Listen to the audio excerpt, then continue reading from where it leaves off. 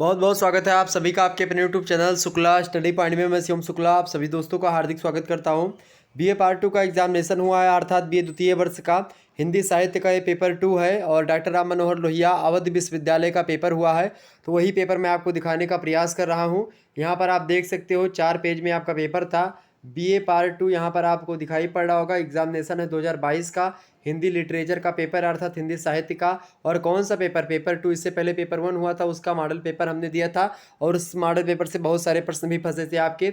वहीं आप देखेंगे पेपर 2 का भी मॉडल पेपर दिया था और तो 2 मॉडल पेपर थे, दोनों को मिला करके और एक जो हमने आपका रिवीजन क्लास दिया था तो उनसे आपके प्रश्न बहुत ज़्यादा आए हुए हैं। तो आपका बहुत आसानी से आपका पेपर हो जाता और आसानी से आपको अच्छे अंक मिले होंगे।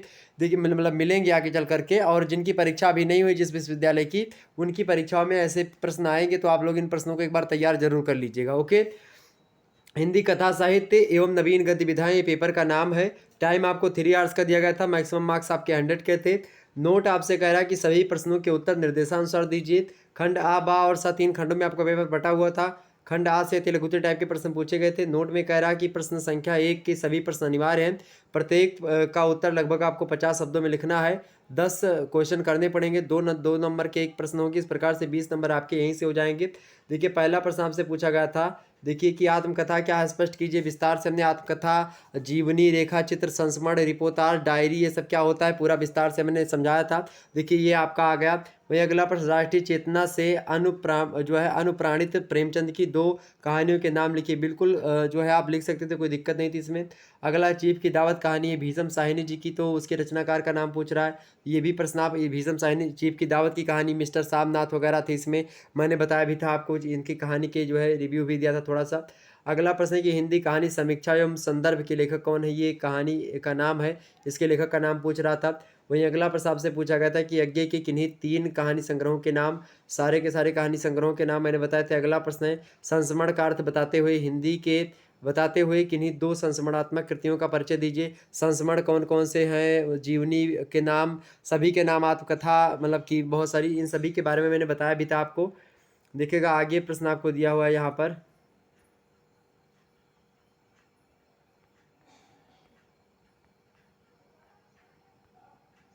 एक मिनट रुकिएगा। तो अगला प्रश्न आपसे क्या पूछा गया था भाई? अगला प्रश्न आपसे पूछा गया था कि किन्हीं 4 डायरी लेखकों के नाम लिखिए। ये प्रश्न भी आपका इंपॉर्टेंट था, परीक्षा में आ सकता है आपके। अगला प्रश्न वहीं पर आपसे पूछा गया था कि महादेवी वर्मा किस काल की लेखिका हैं, स्पष्ट कीजिए। तो ये सब बड़े अच्छे अच्छे प्रश्न थे, सरल प्रश्न थे, कोई दिक्कत नहीं थी। तो सभी को पता होगा महादेवी वर्मा किस काल की कवि हैं, वह सभी को पता होगा किस काल की कवि हैं। शुक्लोत्तर काल की यहाँ पर लिखा तो है जरूर किसी ने, लेकिन ये शुक्लोत्तर काल के नहीं है। महादेवी वर्मा जी, जयशंकर प्रसाद जो है, सुमित्रा नंदन पंत, ये सब हमने बताया था कि यार छायावाद की दुर्गा कहा था, तो छायावाद युग की ये हैं, आधुनिक काल की रचनाकार हैं ये। ओके। आधुनिक काल में भी छायावाद की खास करके रही हैं। छायावाद की दुर्गा भी इन्हीं को कहा जाता है। किसको? महादेवी वर्मा जी को। तो पता नहीं यार आप लोग क्या पढ़े हो, इतना ज़्यादा मैंने पढ़ाया, चिल्ला चिल्ला करके हर एक चीज़ आपको बताई है कि ये चीज़ ये होती है। पूरा हिंदी साहित्य जो है उसी वीडियो में ही समझा डाला कि हाँ ये जो है आदिकाल है, आदिकाल में कौन, नाथ साहित्य, सिद्ध साहित्य, ये वो। और उसके अंदर भक्ति काल में 4 धाराएं, उसके अंदर आधुनिक काल में मैंने भारतेंदु, द्विवेदी, छायावाद, प्रगति, प्रयोग, समकालीन, सठोत्तरी और मतलब कि स्वतंत्रोत्तर सब बताया आपको।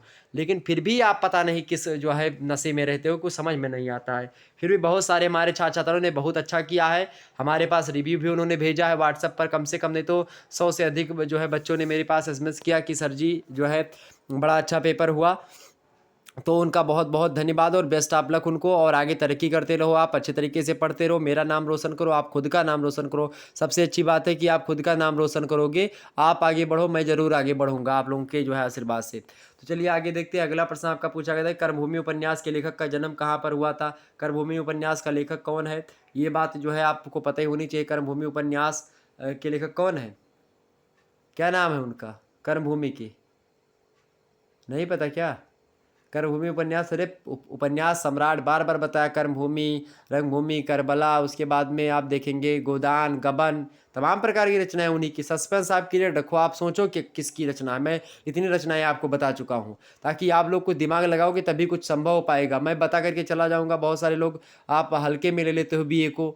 खास करके यही है कि जब एक दिन परीक्षा होती तब आप लोग पढ़ते हो और हम लोग पढ़ाते पढ़ाते जो है एकदम से थके जाते हैं, आप लोग वीडियो ही नहीं देख पाते हो। बहुत सारे लोग इसी चक्कर में क्या होता है कि मैं पढ़ाना भी चाहता हूँ कि मैं आपका बहुत सारी वीडियो आपको दे दूँ, पढ़ा दूँ, लेकिन आप ही लोगों कुछ लोगों के चक्कर में होता क्या है कि वो पढ़ना नहीं चाहते हैं। जब पेपर होगा तभी पढ़ेंगे, एक ही दिन पहले पढ़ेंगे, बस तीर मार देंगे। ऐसा बताएंगे कि सर जी कोनो ऐसा ट्रिक बता दो कि बस इम्पॉर्टेंट इम्पॉर्टेंट, जैसे कहेंगे कि सर जी क्या बताओ सीरीज में टिक लगवा दो मेरे। अब सीरीज जो है किताब इतनी मोटी आती है, ठीक है, इतनी मोटी किताब है, उस किताब में से भी बहुत सारी इतनी पतली जो है आपकी सीरीज आती है। उस पतले में से मैं और पतला इतना पतला मॉडल पेपर बनाता हूँ। उस मॉडल पेपर से भी बहुत सारे लोग ऐसे हैं जो कहते हैं कि सर जी बस यही वही बताओ जो कि आ ही जाए, मतलब कि बस इतना ही बताओ दो। अब मॉडल पेपरवा तो बताएं भाई, 10 क्वेश्चन आते लघुत्तरीय का तो बताएंगे ना, 10 लघुत्तरीय बताएंगे ना, वो तो आना ही आना है। लेकिन ये बताएंगे बस यही बताओ सर जी कि जो आ ही जाए एकदम से, बस उतना ही हम पढ़ लें, एक आध दो परसेंट बता दो वह आवे खाली। तो भैया यही प्रकार के कौनो दुनिया में दवाई नहीं है कि आपका दे दिन जाए आप खाई लियो तुरंत ही आ जाए वही चीज़। लेकिन 100% के गारंटी नहीं, लेकिन 80% तक हमारे मॉडल पेपर से आता है, ये मैं दावे के साथ बोल सकता हूँ। किसी किसी मॉडल पेपर में जैसे सोशियोलॉजी, जियोग्राफी, इन सभी में आप देखेंगे 100% तक भी आए हैं। 2020 आप ले लो, 2021 ले लो, 2022 में अगर आप आए हो तो आप में भी आए हो। हालांकि 2020 में आपका पेपर डॉक्टर राम मनोहर लोहिया का नहीं हुआ था, लेकिन कुछ विश्वविद्यालय का हुआ है, उनसे पूछिए। बहुत सारे विश्वविद्यालयों का मुझे देखना पड़ता है, तो सभी विश्वविद्यालयों में लगभग सारे के सारे प्रश्न मिलते हैं अधिकतर, ओके। और इतने प्रश्न मिल जाएंगे कि आपका हो जाएगा। फिर भी आप लोग अगर उसमें से भी अगर इंपॉर्टेंट चाहते तो भाई इंपॉर्टेंट आपके लिए नहीं, आप इंपॉर्टेंट ही नहीं हो पूरे दुनिया के लिए, ये आप मान करके चलो। इतना अगर छाटो बीनोगे तो फिर पढ़ाई नहीं कर रहे हो, आप अपनी ज़िंदगी के साथ समझौता कर रहे हो। बहुत दिन से मैं देख रहा था इतना ज़्यादा कमेंट और इतना ज़्यादा जो है बहुत सारे लोग व्हाट्सएप पर भी इसमें करते सर जी बस वही भेजो जो कि आना हो। मतलब और भी पढ़ लोगे तो क्या काटने लगेगा तुमको, क्या वो नहीं काटेगा ना। तो इस प्रकार से आपको देखना पड़ेगा भाई ना कि किस तरीके से। अब आप ही लोगों कुछ लोगों यही लोग जो अपवाद तत्व हैं, इन्हीं लोगों के चक्कर में होता क्या है कि मैं अगर आपको विस्तार से पढ़ाना चाहता हूँ कि कोई चीज़ आपको विस्तार से बता दी जाए तो डिस्टर्ब होता है कि अगर विस्तार से पढ़ाएंगे तो ऐसा होगा बहुत सारे लोग ये करेंगे वो करेंगे। लेकिन अब मैं सभी को एक तरफ से किनारे रख दूंगा, आराम से पूरा विस्तार से आपको समझाऊंगा। अगर जिसको पढ़ना है वो पढ़ेगा, नहीं पढ़ना तो आप डिसलाइक मार करके चले जाइएगा, कोई दिक्कत नहीं उससे, ठीक है। क्योंकि मेरा काम है पढ़ाना और अच्छा कंटेंट देना। मैं अच्छा कंटेंट दूंगा तब आप लोग अच्छे अंक प्राप्त करोगे, यही मेरी एक प्रकार से कहीं ना कहीं पे कामना, यही आशा है। और मैं आप लोगों को जब आपको मैं अभी से जो है नश्वर बना दूंगा, कहने का मतलब ये कि आपको इंपॉर्टेंट केवल पता चल जाए, बस एक ही वीडियो देख करके एक दिन परीक्षा से पहले एक ही बस एक ही दिन परीक्षा से पहले पढ़ोगे। सबसे पहली बात तो ये आपकी आदत गंदी हो गई, आप कोई कंपटीशन नहीं निकाल पाओगे, आगे आपकी कोई नौकरी नहीं लगेगी, आप संकीर्ण विचारधारा में पनप जाओगे, कोई आपको मतलब आगे आप पढ़ नहीं पाओगे। तो कहीं ना कहीं पे आपकी मानसिकता क्या हो जाएगी, संकीर्ण हो जाएगी, व्यापक स्तर पर आप सोच नहीं पाओगे, कभी उच्च लेवल पर नहीं सोच पाओगे। जो विद्वानों ने कथन कहे हैं बस उन्हीं में घूम घूम कर रह जाओगे, अपने कथन नहीं कभी कह पाओगे। तो आपको इतिहास बनना नहीं है, इतिहास लिखना है, ऐसा सोचो, तभी आप आगे बढ़ोगे, ओके।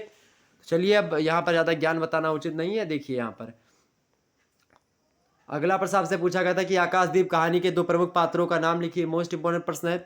वहीं आप देखें खंडबा की अगर मैं बात करूं, खंडबा से आपके व्याख्या और लघुत्तरी टाइप के प्रश्न पूछे गए थे। इनको देखिए, नोट में आपसे कह रहा कि इस खंड के सभी 5 प्रश्नों के उत्तर दीजिए। प्रत्येक प्रश्न का लगभग 200 शब्दों में आपको उत्तर देना है, मतलब कि होना चाहिए। प्रश्न 2, 3 और 4 ये व्याख्या के लिए हैं तथा 5 और 6 जो है समीक्षात्मक उत्तर देने के लिए हैं। सब में विकल्प भी दिए गए हैं, आप जो भी विकल्प पसंद है आपको वो करेंगे। 5 नंबर का एक प्रश्न है, सॉरी 10 नंबर का एक प्रश्न है, 5 क्वेश्चन आपको करने पड़ेंगे। देखिए 3 आपको व्याख्या मिलेगी करने के लिए। पहली व्याख्या आपसे कहती कि प्रस्तुत गद्यांश की संदर्भ सहित व्याख्या कीजिए, मोस्ट इंपॉर्टेंट है। लिखा है यहाँ पर कि मुंह से बक देना सरल है, कर दिखाना कठिन है, चोटी का पसीना एड़ी तक आता है, तब 4 जो है गंडे पैसे मिलते हैं, मजूरी करेंगे एक घड़ा पानी तो अपने हाथों खींचा नहीं जाता, 4 पैसे की भाजी लेनी होती है तो नौकर लेकर चलते हैं, यह मजूरी करेंगे अपने भाग्य को सहारा की मैंने सराहो कि मैंने कमा कर रख दिया है, तुम्हारा किया कुछ ना होगा, तुम्हारी इन बातों से ऐसा ही जी लगता है, मतलब जी जलता है कि सारी जायदाद जो है कृष्णा पर जो कृष्ण अर्पण थे उनको जो है सौंप दो, फिर देखो तुम्हारी आत्मा किधर जाती है। ये जयशंकर प्रसाद।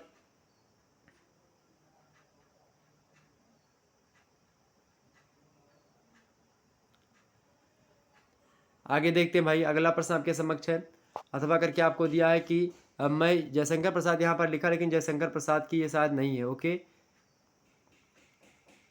आगे देखते हैं अगला आपके समक्ष है। अब मुझे टाइम नहीं था कि इन पर मैं चर्चा करूं, हालांकि मैंने आपको गद्य कुछ भी नहीं पढ़ाया था और यही कारण यही था कि जब मैं देखता हूं कि मेरे जैसे 3 प्रश्न गद्य हमने नहीं पढ़ाया था, कोई भी गद्य मैंने नहीं पढ़ाया था, लेकिन अब ये गद्य आ गया। अब आप लोग सोचिए कि आप लोग सोच रहे होंगे कि सर जी ने नहीं बताया था कि गद्य भी आएगा, लेकिन अब क्या करें, अब इसी चक्कर में कि गद्य पढ़ाएंगे तो बहुत ज़्यादा विस्तार से पढ़ाना पड़ेगा, कम से कम नहीं तो 20-25 वीडियो तो यही पढ़ाने में लग जाएगी। ये सब जो है चक्कर रहता है, इसीलिए नहीं बता पाया हूँ, बाकी कोई दिक्कत बात की नहीं थी। आप एक बार जो भी आपकी पाठ्यक्रम में रचनाएँ संकलित हों उनको ज़रूर पढ़ लेंगे तो इनका आपको समझ में आ जाएगा सारी बातें। अथवा करके आपको दिया था कि मैं उदार नहीं हूँ, ना विचारशील हूँ, हाँ पुरुष के प्रति अपना धर्म समझती हूँ, आप मुझ से बड़े हैं और मुझसे कहीं बुद्धिमान हैं, मैं आपको अपने बड़े भाई के तुल्य समझती हूँ। आज आपका स्नेह और सौजन्य देखकर मेरे चित्त को बड़ी शांति मिली है। मैं आपसे बेशर्म होकर पूछती हूँ, ऐसे पुरुष जो स्त्री के प्रति अपना धर्म न समझें, क्या अधिकार है कि वह स्त्री से व्रत धारणी रहने की आशा रखें। ये भी गद्यात्मक जो है पंक्ति है। अब यही इसकी आपको गद्यांश जो गद्यांश दिया गया है इसकी आपको संदर्भ के सहित व्याख्या करनी है। देखिए अगला प्रश्न है चंपा। ये चंपा आकाशदीप कहानी जो है जयशंकर प्रसाद की आपके पाठ्यक्रम में उससे है। चंपा, मैं ईश्वर को नहीं जानता, मैं पाप को नहीं मानता, मैं दया को नहीं समझ सकता, मैं उस लोक में विश्वास नहीं रखता, पर मुझे अपने हृदय के दुर्बल अंश पर श्रद्धा हो चली है। तुम जाने कैसे एक बहकी हुई तारिका के समान मेरे शून्य में उदित हो गई हो। अथवा आपको कह रहा है यहाँ पर करने के लिए, अगर ऊपर वाला नहीं पता तो ये कह सकते हो। कह रहा है कि और कितना कड़ा करूँ दिल माँ से कहना है भाई, भाभीियों की नौकरी करके पेट पाल लूँगी, बच्चों के जूठन खाकर एक कोने पड़ी रहूँगी, लेकिन यहाँ अब नहीं रह सकूँगी। कहना यदि माँ मुझे यहाँ से नहीं ले जाएगी तो मैं किसी दिन गले में घड़ा बांधकर पोखरे में डूब मरूंगी। बथुआ साग खाकर कब तक जीऊँ, किस लिए किसके लिए। ये शायद पंक्तियाँ, शायद क्या ये लगभग आपकी पंक्तियाँ जो है ये एक कहानी है। ख़ास करके ये चिट्ठी भिजवाती है, उसमें जो है मतलब कि उसकी कहानी मुझे ध्यान नहीं आ पा रहा है। बड़ी अच्छी कहानी है, इसमें पुराने ज़माने में एक हवेली होती है। इसका जो है एक प्रकार से आप देखेंगे तो कहीं न कहीं पे एक चिट्ठी भिजवाती है अपने नौकर के, जो वहाँ उनके घर में रहता है वही देखता है, तो वो चिट्ठी लेकर के जाता है और उनकी माता के सामने बताती हैं कि हाँ, अगर अब मुझे नहीं बुला लिया तो तमाम प्रकार की चीज़ें होंगी। तो ये वो स्त्री कह रही है। अब ये कहानी का नाम मुझे नहीं ध्यान आ पा रहा है, बड़ी अच्छी कहानी है और इसमें एक प्रकार से कहीं न कहीं पे देखेंगे जो पुरानी परंपरा थी उसी के बारे में है और कहानी बड़ी अच्छी है। चिट्ठी भिजवाई जाती है कि हाँ, वहाँ पर मैं बहुत दुखी हूँ, ऐसा भेजा जाता, तो ये वही कहानी है। जिसको पता हो लिख दीजिए कमेंट सेक्शन में, हालाँकि मुझे याद नहीं आ रहा है, मैंने कब कहानी पढ़ी, पूरी कहानी मैंने पढ़ी है आसानी से, ओके, और आपको बताया भी एक आध 2 मॉडल पेपर में। अगला है प्रस्तुत गद्यांश की संदर्भ सहित व्याख्या कीजिए। समाज के ऊपर चढ़ बैठकर मैं उसे दबा सकता हूँ, बदल नहीं सकता। उसके फलने फूलने का तो एक ही उपाय है, वह यह है कि अपने को समाज की जो है जड़ों में सींच दूँ। अज्ञात रहकर सच्चा बनूँ, झूठा बनकर नामवर होने में क्या धरा है। ओह! वैसी नामोरी निष्फल है, व्यर्थ है, निरी रेत है। आत्मा को खोजकर साम्राज्य पाया तो क्या पाया। अथवा करके आपको दूसरा जो है गद्यांश दिया गया कि इतनी उम्र बिताकर बहुतों को मरते और उनसे बहुतों को जीते देखकर अगर मैं कुछ चाहता हूँ तो वह यह है कि भीतर का दर्द मेरा इष्ट हो। धन ना चाहूँ, मन चाहूँ। धन मैल है, मन का दर्द अमृत है, सत्य का निवास और कहीं नहीं है। उस दर्द का साभार इस विकृति में से ज्ञान की और सत्य की ज्योति प्रकट होती है, अन्यथा सब ज्ञान ढकोसला है और सब सत्य की पुकार अहंकार है। वहीं अब कहानी देखेंगे। अगला प्रश्न आपके समक्ष है, कहानीकार के रूप में ज्ञान रंजन का परिचय दीजिए। अब मैंने बताया था। अथवा प्रश्न आपको पूछा गया कि आकाशदीप कहानी की कथा वस्तु पर प्रकाश डालिए।